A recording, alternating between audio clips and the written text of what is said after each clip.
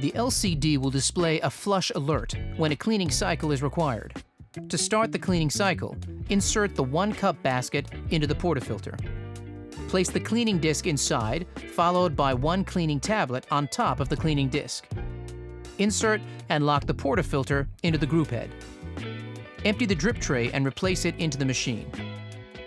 Fill the water tank to the max line, then reattach it to the machine. Press the menu button to enter the main menu.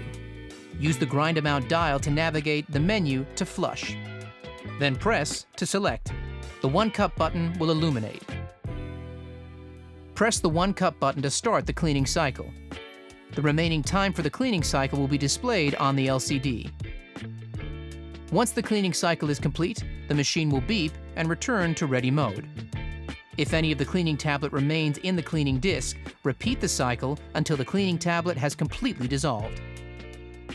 Once the cycle is complete, empty and rinse the portafilter, cleaning disc, and drip tray.